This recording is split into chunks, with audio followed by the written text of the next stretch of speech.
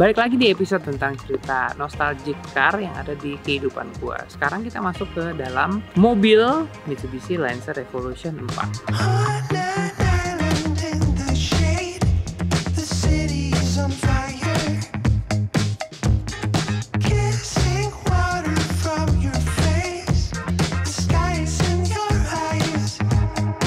Singkat cerita, kalau dibilang mobil apa yang paling banyak mendapatkan piala dalam hidup gua, mobil ini jawabannya, Mitsubishi Lancer Evolution 4. Gua ngerasa sangat beruntung bisa mendapatkan mobil ini dari sebuah pihak yang saat ini menjadi partner kehidupan gua, yaitu PT Mitsubishi Kramajaya 3 Berlian Motor. Di tahun 97 ketika WRC datang, Mitsubishi Tim Rally Art Indonesia itu mengirimkan beberapa mobil yang memang dipersiapkan sebagai senjata tempurnya mereka. Dan yang paling canggih pada saat itu adalah Evo 4 Rally Art dari Australia.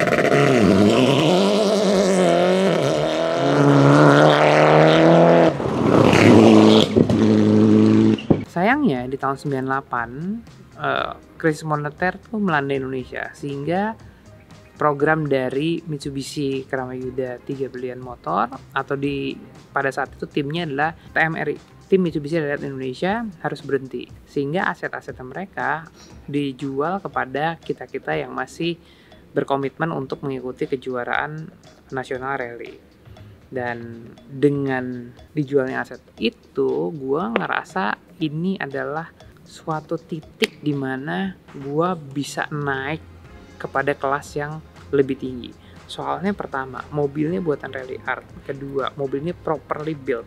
Nomor 3, gue bukan hanya beli mobil, tapi gue juga beli spare part. Dan spare partnya banyak banget. Saking banyaknya nih gue gak bohong. Saking banyaknya, gue pakai mobil ini 5 tahun gak pernah beli spare part, gak beli ban juga, karena bannya 3 truk, spare partnya 2 truk apa gitu gak salah. Evo 3 kan generasinya yang terna Evo 1, 2, 3, mesinnya 4G63 yang gearboxnya ada di sebelah kanan. Ternyata mesin Evo 4 ini 4G63 generasi yang baruan ya. Dan itu gearboxnya sebelah kiri, konstruksi suspensinya beda, dan mobilnya properly built. Waktu gue naik Evo 3, gue ngerasa gue tuh seperti naik mobil showroom yang dikasih roll bar. Jadi ya gitulah, kalau masuk lubang juga masih geder-geder gitu kan, suspensinya juga masih pakai mangkok, Gap mereknya suspensinya Evo 3. Begitu pakai Evo 4, properly built by Rally Art, las semua body, bawah body full Kevlar, roll barnya dan reinforce-nya full system, jumping mobilnya pasti landingnya 4-4-nya, kemudian suspensinya Dramo 60 yang pakai canister kiri kanan. Itu kayak dream come true gue deh gitu, di karir gue ini adalah dream come true, dan gue harus bisa jadi kompetitif di situ. Hasilnya adalah di tahun pertama, tahun 98, gue langsung jadi juara nasional sprint rally Indonesia. Dan pada saat itu semua masih berkompetisi. Ya, orang-orang gede zaman dulu dengan mobil grup A-nya juga semua masih ada, dan gue extremely happy karena gue sebagai junior pertama kali langsung bisa nancepin koko di situ.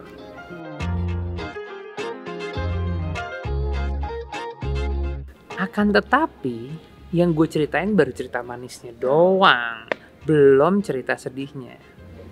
Bersama dia, gue juga mengalami kecelakaan fatal berkali-kali.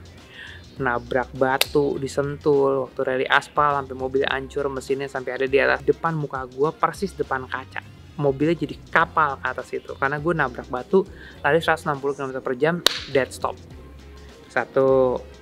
Nomor 2, gue pernah adu kambing, boom, di Medan. Di tahun yang sama tuh, boom, hancur total juga mobilnya. Nomor 3, ini kecelakaan yang cukup fatal. Gue terbalik sama Titik Kamal di BSD waktu foto session.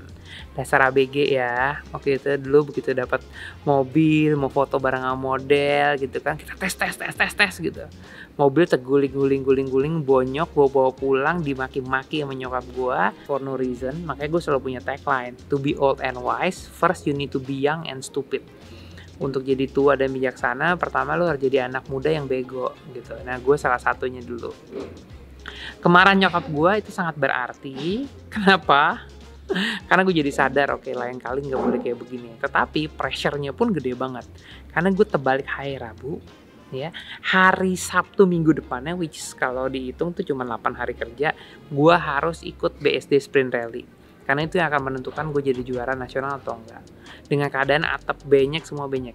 8 hari mekanik gue ngerjain ini semuanya, bawa ke toko body repair yang ngerjain 12 orang, mobilnya selesai, dan gue tetap menjadi juara 1 di event itu nggak bakal gue lupain. Bicara masalah kecelakaan-kecelakaan yang gue alami, kenapa gue masih baik-baik aja sekarang? Karena gue sangat peduli sama safety, dan mobil yang dibangun dengan safety standar yang tinggi kayak Mitsubishi Rally Art Australia ini yang menjamin keselamatan kita. By the way, walaupun mobil ini pernah 2 kali hancur total bagian depannya, tapi sekarang nggak ada luka bekas. Karena ini adalah tips buat kalian semua juga. Kalau something happen sama mobil kalian, jangan dibenerin, tapi diganti barangnya. Kalau diganti, insya Allah masih bisa lempeng, lurus, dan balik ke normal lagi. Buktinya, gue bisa juara nasional 5 kali pakai ini.